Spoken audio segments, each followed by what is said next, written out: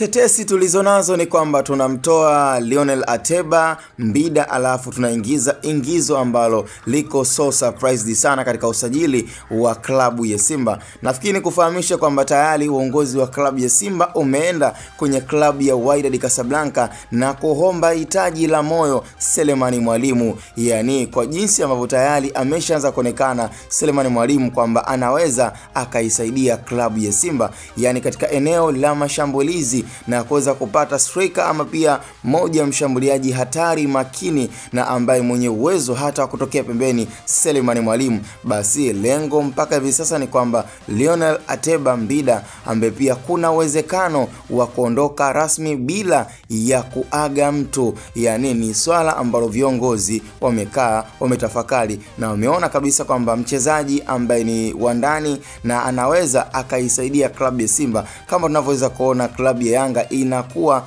na msaidizi wa ndani kama Clement Mzize, ni moja ya striker ambaye amekuwa yuko bora sana na tukiwa tunazidi kujivunia kama ni mchezaji wa ndani. Sasa kwa panga pangua hivi sasa ni kwamba scouting ya Simba inajitahidi kufanya vyote, inajitahidi kuzungumza na wakala wa Selemani Mwalimu, lakini hatujajua kwamba je, Selemani Mwalimu atakuwa yuko tayari kuja kwenye klabu ya Simba ama itakuwaje. Lakini mpaka hivi sasa uongozi wa Wydad Casablanca ni kwamba bado hauna 100% kuendelea kubakia na Selemani Mwalimu. Kwa hiyo huenda kukawa na urahisi ama wepesi wa klabu ya Simba kufanya mazungumzo vizuri na klabu ya Wydad, alafu pia kuhakikisha kabisa kwamba kama kuna uwezekano wa kufanya mabadilishano kwa mchezaji Lionel Ateba endapo wakaweza kumfanyia pia mazoezi na kuamini kwamba labda endapo kama atafanyiwa pia challenge ya kuweza kuonekana kabisa ni mchezaji ambaye anaweza akawa katika fitness ambayo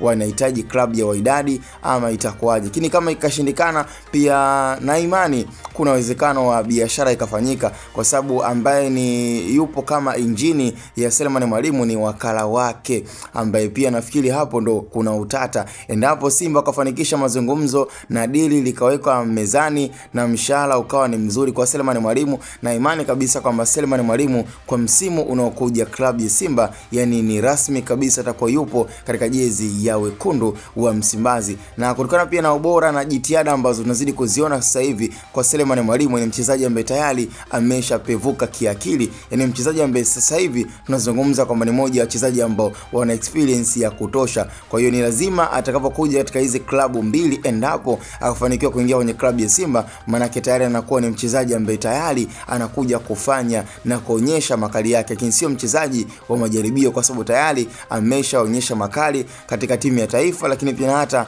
katika timu yake ya klabu ya Wydad Casablanca ambayo sasa hivi yupo na Stefan Aziz Ki, mdau wake ambaye tayari alisha kucheza naye katika ligi ya Tanzania. Tukutane kwenye upande wa comment.